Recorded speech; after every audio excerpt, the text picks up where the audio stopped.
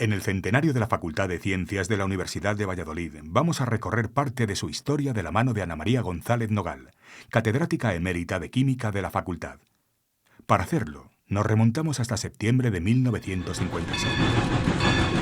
Ana María tiene 17 años y acaba de llegar a Valladolid procedente de Burgos, donde ha estudiado bachillerato y preparado la reválida para entrar en la universidad.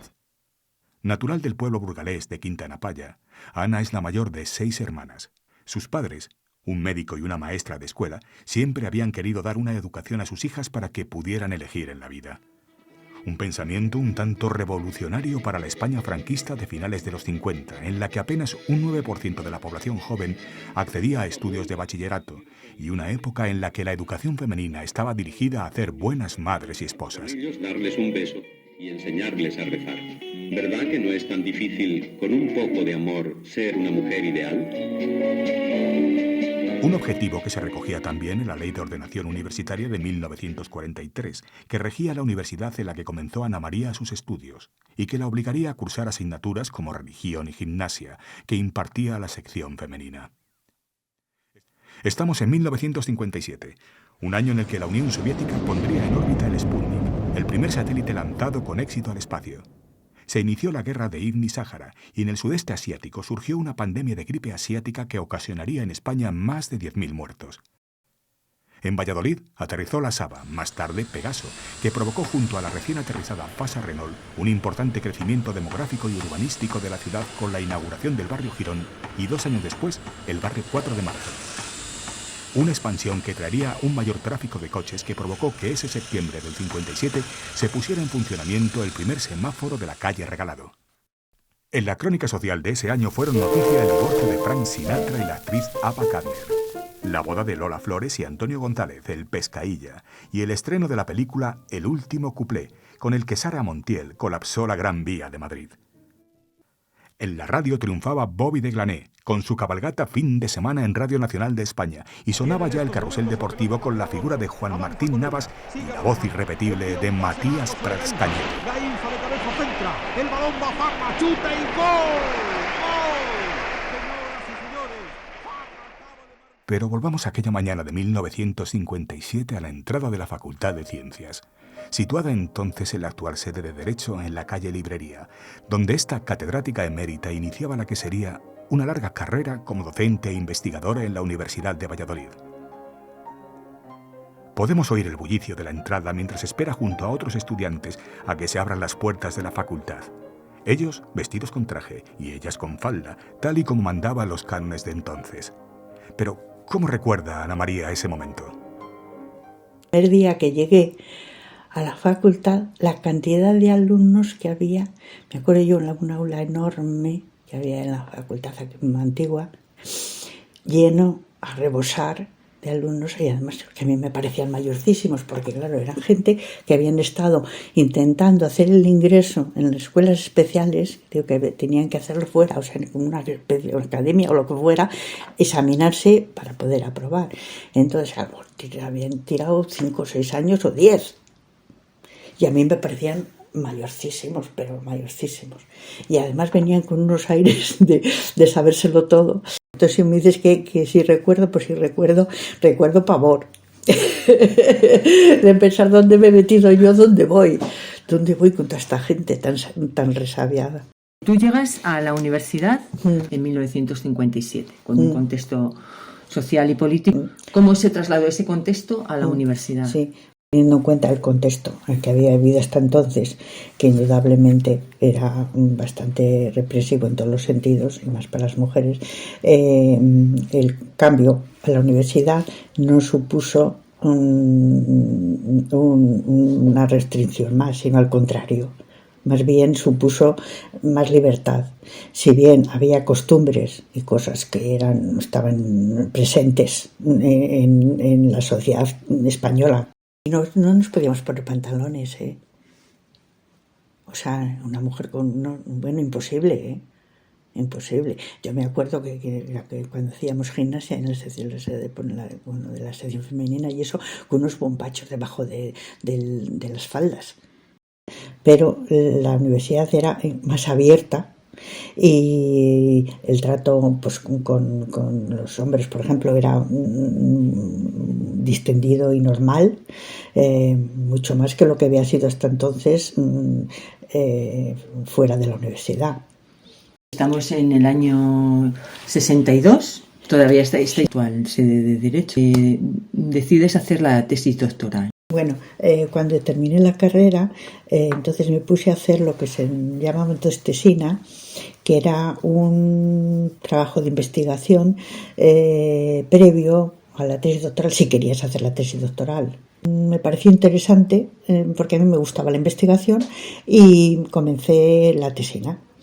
Entonces, a lo largo de ese tiempo que estuve haciendo la tesina, el catedrático pues me dijo que le parecía que tenía interés, que me gustaba la investigación y que tenía interés y trabajaba bien en el laboratorio, y que si quería hacer la tesis doctoral, que me podía dar un tema de trabajo y además una beca de investigación. Lo consulté con mis padres y ellos me dijeron que sí, que adelante, que cuanto más formación adquiriera mejor, que no había ningún problema y que continuara con mi carrera. Ya pude leer la tesis doctoral en el 70. Esto no me quitó de seguir investigando y no me quitó tampoco de seguir con mi carrera docente, puesto que, como entonces el ser ayudante desde el punto de vista de la remuneración económica pues era una ruina, creo recordar que el sueldo eran 5.000 pesetas al año, era compatible con tener una beca de investigación y por tanto yo pude ser al mismo tiempo becaria de investigación y profesora ayudante de clases prácticas. Oye, y ahora, claro, entras en un aula. Sí, todavía eras una mujer joven. ¿Cómo fuiste recibida en el aula? Bueno, a lo mejor luego te cuento alguna cosa, pero esto a lo mejor es un poco confidencial. Muy bien, yo tengo que reconocer que a lo largo de toda mi carrera, que ya te digo, yo el día que me jubilé había cumplido 47 años y pico de años de trabajo. Empecé en el 63, ya dando clases primero de prácticas, claro, luego ya pues de problemas, de seminarios y luego ya de teoría. Nunca jamás he tenido ningún problema a lo largo de toda mi carrera, ni en el laboratorio, ni en las clases teóricas, ni en las clases prácticas, ni en nada, nunca. Indudablemente que al principio pues dar clases es difícil. Siendo tan joven, pues indudablemente no tienes la seguridad que tienes después, primero porque no tienes experiencia y luego porque la juventud pues no sé, vas más insegura, ¿no? Pero siempre tuve claro la honestidad y siempre pensé que no podía hacer ver que sabía más que lo que sabía, y que si en un momento determinado tenía que decir a los alumnos, pues esto no, si alguien me preguntaba algo, antes de decirle lo que no era o lo que no sabía, prefería decir, bueno, pues en este momento esto no lo puedo resolver, pero yo lo voy a consultar, lo voy a mirar, lo voy a estudiar y el próximo día lo resuelvo. Oye, en tu faceta investigadora, ya sabes que últimamente se habla de una cosa que es el efecto Matilde. ¿A ti te ha pasado? Hombre, ¿qué te voy a decir? No exactamente, pero sí que no que me hayan, mi investigación se la hayan cogido, pero sí que siempre los hombres han estado más a figurar, a aparecer como directores de cosas, aunque el trabajo y la idea la tuvieras tú, ¿entiendes? Y que he tenido que sufrir pues los típicos trepas que siempre hay, y eso se da más en hombres que en mujeres. y que ver que te pasan por delante gente con menos méritos y con menos ideas y con menos... Sí, por supuesto. Pero vamos, problemas en ese sentido, sí, ya te digo, graves tampoco, tampoco puedo decir que hubiera sido un trauma y que estoy agobiada y que no me dejan respirar, pues no. O sea, me ha costado más, indudablemente, que le ha costado a algunos hombres que han estado cerca de mí, pero vamos, ha sido llevadero, no sé. ¿Tú cuando estudiabas tuviste algún referente de mujer que de esta química? ¿O pensabas, bueno, pues quiero ser como ella de mayor? ¿O tenías la ambición también de lograr un premio Nobel? ¿O no? No, yo creo que no. Fíjate, yo te voy a decir una cosa. Yo estudié lo que estudié porque me gustó, porque me llamó la atención, y entonces yo cuando hago una cosa me gusta hacerla bien y puse todo mi empeño en hacerlo lo mejor posible, pero nunca, por ejemplo, pensé que podría llegar a ser catedrática, entre otras cosas porque el contexto entonces, ahora ya es más fácil, pero porque ahora ya la posibilidad de ser catedrática es mucho más de hombres y mujeres, de ambos. Pero entonces, o sea, ni de lejos pensar que una mujer llegara a ser catedrática, o sea, es porque no. Bueno, es más, que yo creo que fui la primera de la facultad de químicas, por lo menos de químicas, creo que de esta facultad, creo que fui la primera. Y entonces quiero decirte que no es porque ya quiero llegar a ser catedrática, no, nunca lo pensé. Empiezas, haces tu carrera docente y tu vida personal. ¿O renunciaste a tener vida personal? Yo nunca renuncié a nada. Siempre estuve abierta a todo, desde el punto de vista profesional y desde el punto de vista personal. Siempre. Lo que pasa es que nunca me conformé con cosas que no eran del todo lo que yo quería, tanto en un terreno como en el otro terreno. Entonces siempre he estado abierta a todo, pero he sido bastante inconformista. Entonces las cosas han ido surgiendo, la vida se ha ido pasando y nunca encontré, desde el punto de vista personal, nunca encontré lo que verdaderamente me hubiera gustado para poder compartir la vida con otra persona. ¿Entiendes? Nunca encontré algo, no sé, que a lo mejor es porque yo tenía una idea demasiado idealizada. Entonces, yo he seguido con mi vida, pero sin estar cerrada. No es que he dicho, no, yo no quiero saber nada de nadie, yo no me quiero casar, yo no quiero tener hijos, no, nunca. En toda esta tu carrera que has hecho, ¿no? De más de 40 años en la universidad, claro, tú has visto cambios legislativos, has tenido 2 cambios de sede de la Facultad de Ciencias, ¿no?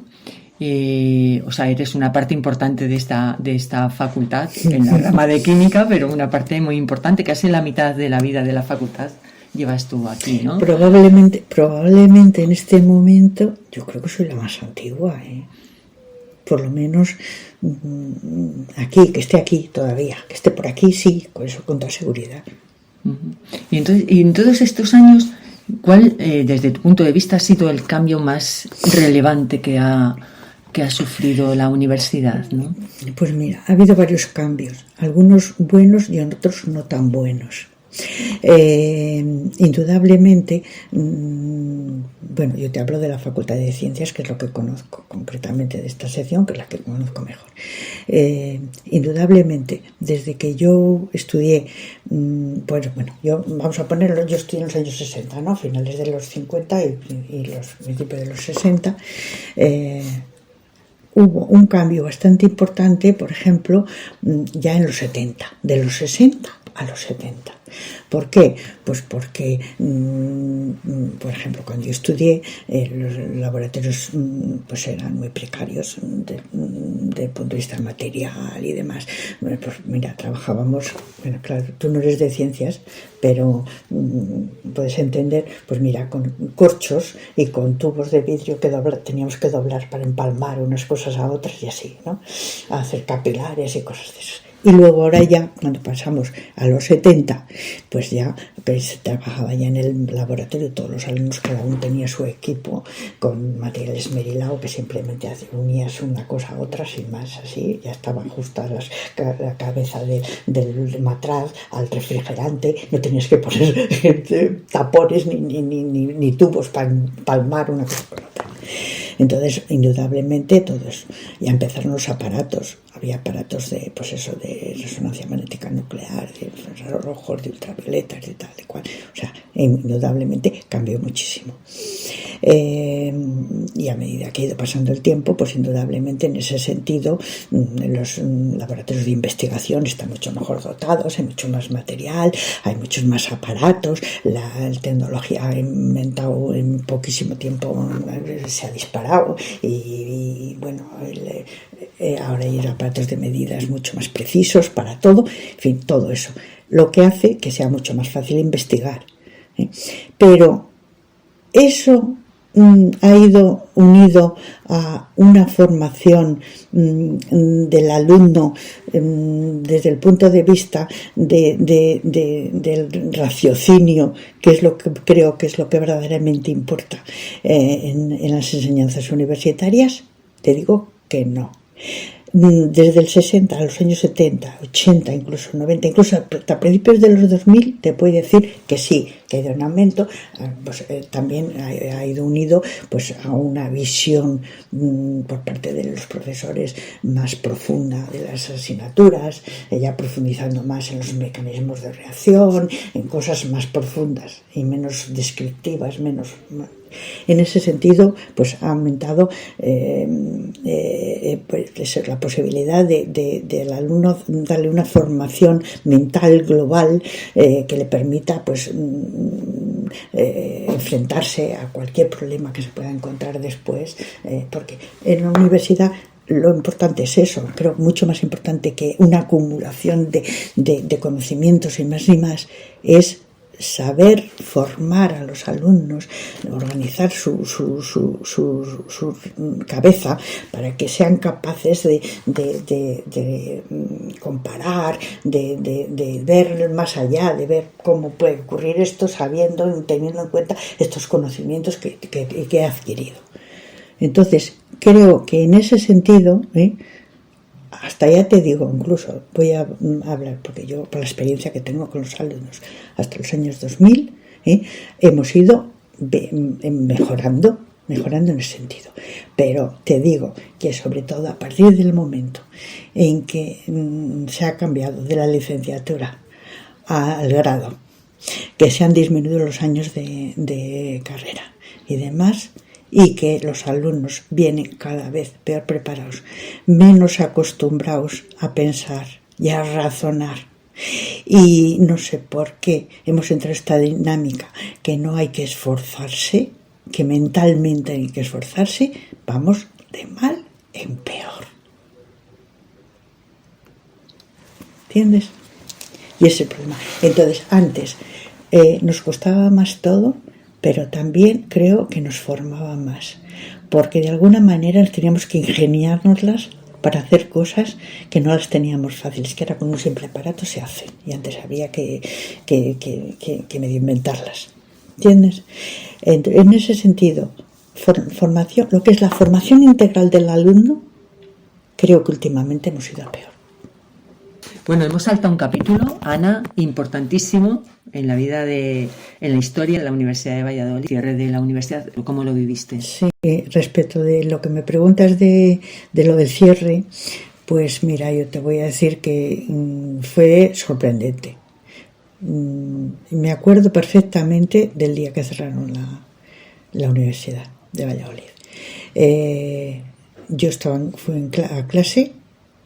Me acuerdo que entonces tenía yo clase de 1 a 2 di mi clase normal y corriente, y cuando salí de clase ya me dijeron que se cerraba la universidad. Ya me enteré que se cerraba la universidad.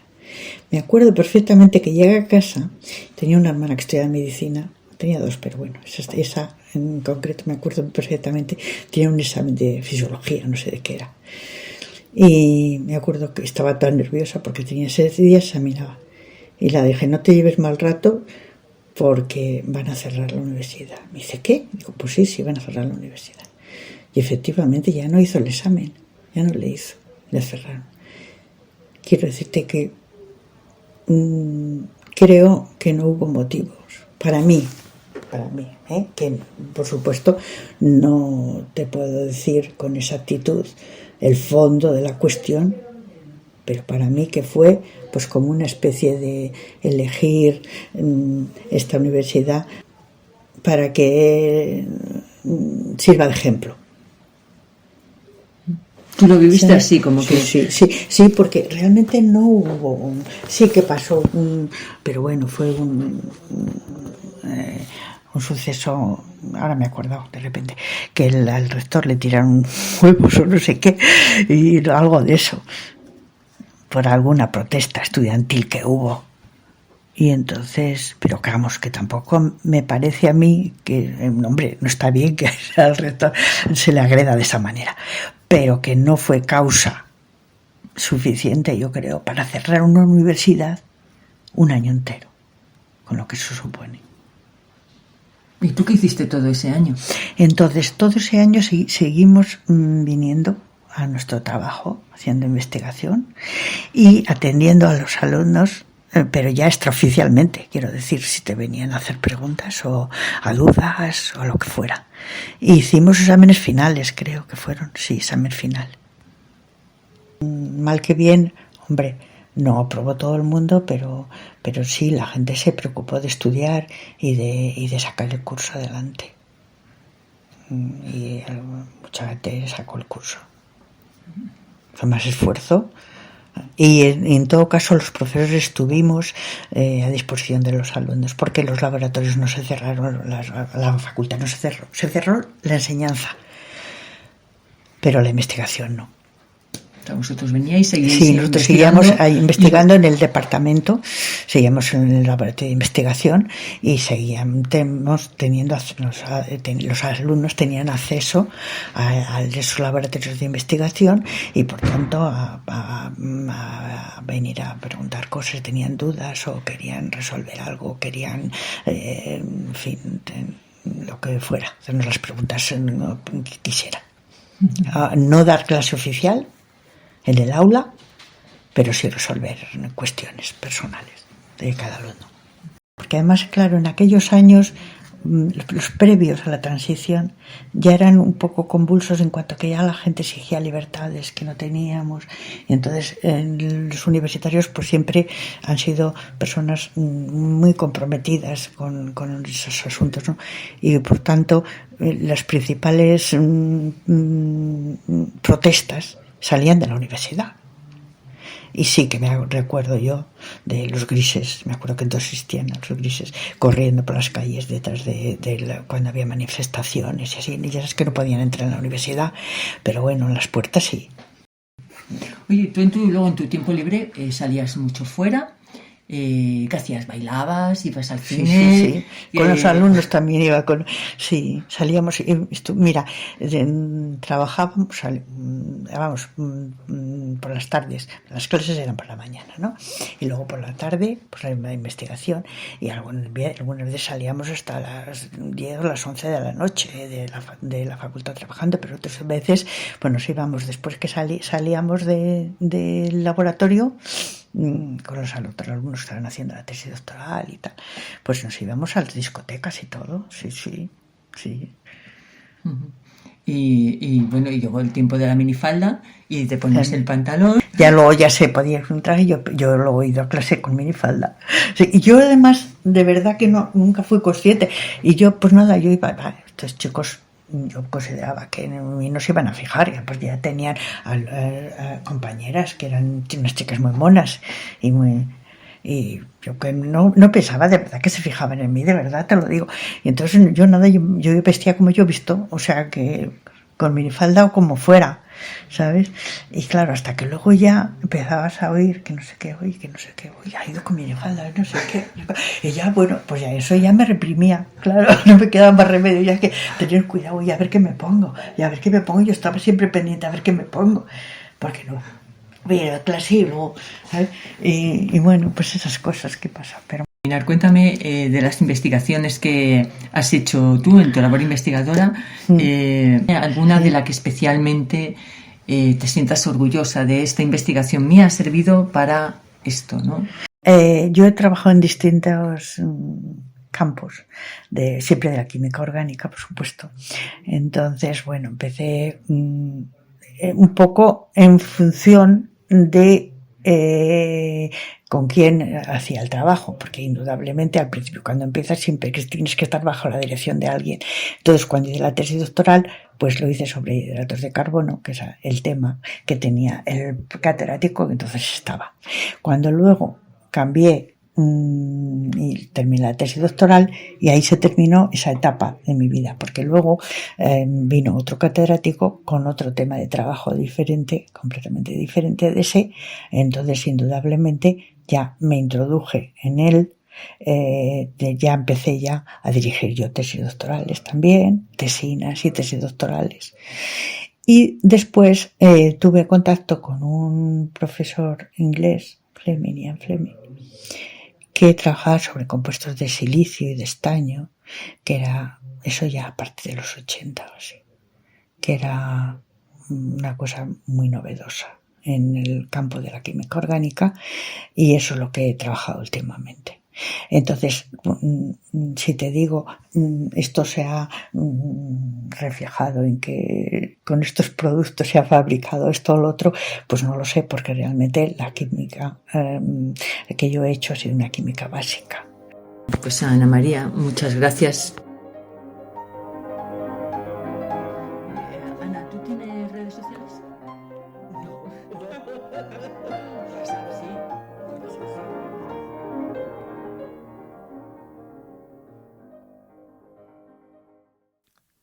El podcast Ana María González Nogal, una vida en la Facultad de Ciencias de la Universidad de Valladolid, ha sido guionizado y realizado por el Gabinete de Comunicación y locutado por el Servicio de Medios Audiovisuales de la UVA. Los audios pertenecen al archivo del Nodo de la Filmoteca Española número 1447B y al archivo de Radiotelevisión Española. Música de Frédéric Chopin. Efectos sonoros de Pixabay.